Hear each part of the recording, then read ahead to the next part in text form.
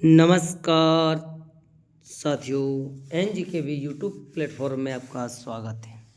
साथियों, अगर चैनल पे आप नए हैं तो चैनल को सब्सक्राइब अवश्य कर लेना और बेल आइकन को अवश्य दबा लेना, जिससे कि हर नोटिफिकेशन आपके पास पहुंच जाए। शिक्षा मनोविज्ञान शिक्षण वीडियो की क्लासें आपके लिए अपडेट पे हैं।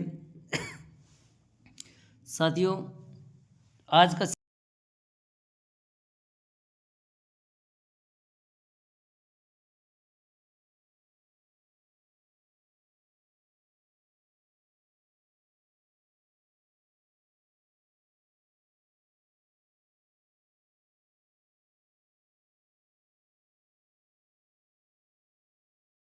और ये रहा आपके लिए पहला क्वेश्चन। कब बुद्धि का निर्धारक होता है? बुद्धि का निर्धारण होता है तो किससे होता है साथियों?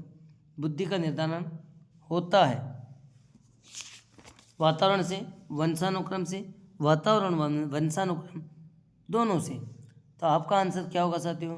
आपका आंसर होगा वंशानुक्रम और वातावरण दोनों से हिस्सा है।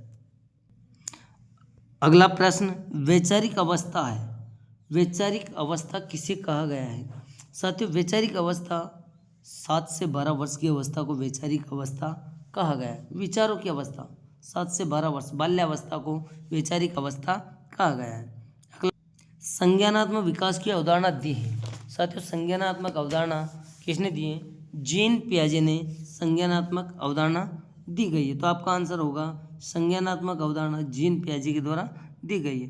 अगला प्रश्न अमूर्त चिंतन की अवस्था क्या कहलाती है? साथियों, अमूर्त चिंतन की अवस्था कौन सी अवस्था को कहते हैं? अमूर्त चिंतन की अवस्था, तो अमूर्त चिंतन की अवस्था संवेदी प्रेरक की अवस्था 0 से 2 होती है। पूर्व संक्रियात्मक अवस्था 2 से 7 होती है। मूर्त संक्रियात्मक अवस्था 7 से 12 होती है और औपचारिक संक्रियात्मक अवस्था 12 के बाद की होती है। तो यहाँ अमूर्त चिंतन की अवस्था पूछ रहा है, तो अमूर्त चिंतन की अवस्था होती है साथियों औपचारिक संक्रियात्मक अवस्था, जो 7 से 12 के बाद की अवस्था होती है। अगला प्रश्न एक 12 वर्ष का बालक है और बालक की मानसिक आयु बुद्धि परीक्षा के आधार पर 10 हुई, यानी कि मानसिक आयु उसकी 10 वर्ष हुई, तो वह किस वर्ग में आएगा? तो मानसिक आयु बुद्धि लब्धि निकालने का सूत्र है साथियों मानसिक आयु बटा वास्तविक आयु, तो 10/12 × 100। तो आपकी क्या आएगी? प्रतिभाशाली नहीं आएगी, 140 के ऊपर नहीं आएगी, मंद बुद्धि या पिछड़ा बालक, अ व स दोनों।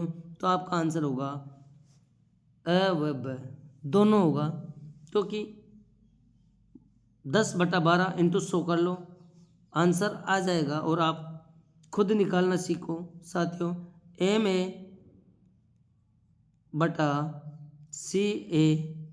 × 100। ठीक है साथियों, तो आपका आंसर अ व ब दोनों। निम्न में से कौन सा सृजनात्मक घटक नहीं है? सृजनात्मक घटक नहीं है। मौलिकता, लोचशीलता, विस्तार और अनुपयोगी। तो आपका आंसर होगा अनुपयोगी। अनुपयोगी सृजनात्मकता का कोई घटक नहीं है।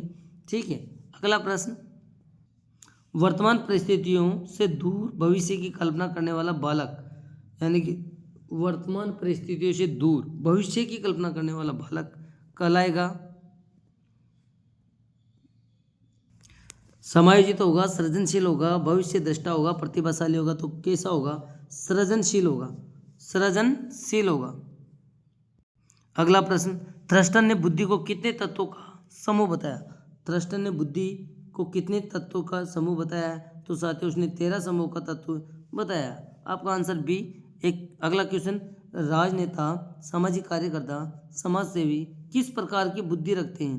किस प्रकार के रखते हैं साथियों? यांत्रिक बुद्धि नहीं रखते हैं, अमूर्त बुद्धि भी नहीं होती है, सामाजिक बुद्धि, हाँ सामाजिक बुद्धि हो सकती है। तो आपका आंसर होगा सामाजिक बुद्धि, बी ऑप्शन होगा अगला आंसर।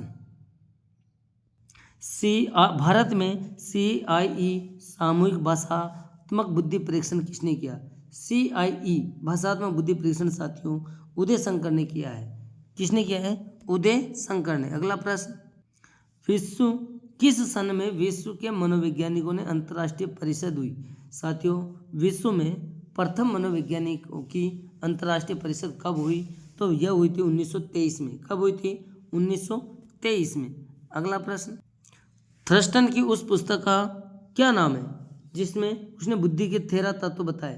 यानी कि थ्रस्टन ने बुद्धि के कितने तत्व बताए? 13 तत्व बताए। और वो 13 तत्व कौन सी पुस्तक में बताए?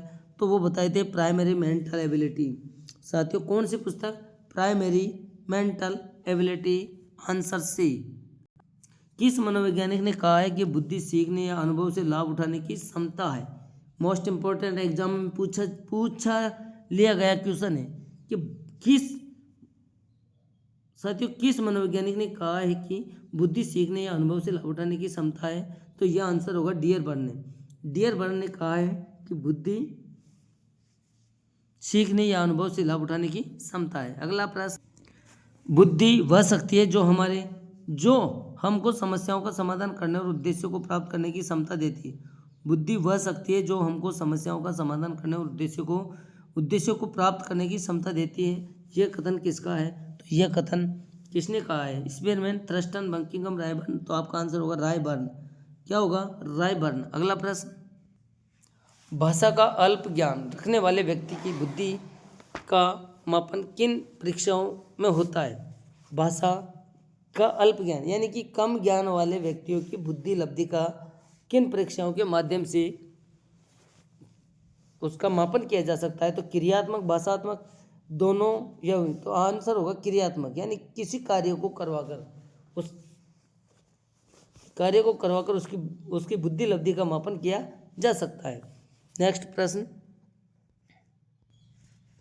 Very very most important question है कि बुद्धि सीखने की योग्यता है, यह कथन किसका है? एग्जाम में पूछ लिया गया है कि बुद्धि सीखने की योग्यता है, यह कथन किसका है? तो यह कथन किसका होगा साथियों? कनिंघम बोधे ने कहा है कि बुद्धि सीखने की योग्यता है। अगला प्रश्न, पियाजे बुद्धि को निम्न में से किसके प्रति समायोजित योग्यता के रूप में परिभाषित करते हैं? जीन पियाजे निम्न में से किसके प्रति समायोजन योग्यता की परिभाषित करता है? तो परिवार, भौतिक व सामाजिक पर्यावरण, कार्य क्षेत्र, इनमें से कोई नहीं। तो आंसर क्या होगा? आंसर होगा भौतिक व सामाजिक पर्यावरण। आपका आंसर होगा ब, भौतिक व सामाजिक पर्यावरण। अगला प्रश्न, किस मनोवैज्ञानिक ने कहा है कि बुद्धि वही है जिसका कि बुद्धि परीक्षण मापन करते हैं? किस मनोवैज्ञानिक ने कहा है कि बुद्धि वही है जिसका कि बुद्धि परीक्षण मापन करते हैं? यह किस विद्वान का कथन है? तो यह कथन है फ्रीमैन ने कहा है, फ्रीमोन मोदे ने कहा है कि बुद्धि वही है जिसका कि बुद्धि परीक्षण मापन किया जा सकता है। नेक्स्ट क्वेश्चन, टर्मन के अनुसार बुद्धि है, टर्मन के अनुसार बुद्धि क्या है? टर्मन के अनुसार बुद्धि क्या है? समायोजन की बुद्धि, सीखने की योग्यता, अमूर्त चिंतन की योग्यता और उपरोक्त सभी। साथियों, एग्जाम में पूछ लिया गया है कि टर्मन के अनुसार बुद्धि क्या है, बुद्धि किसे कहते हैं?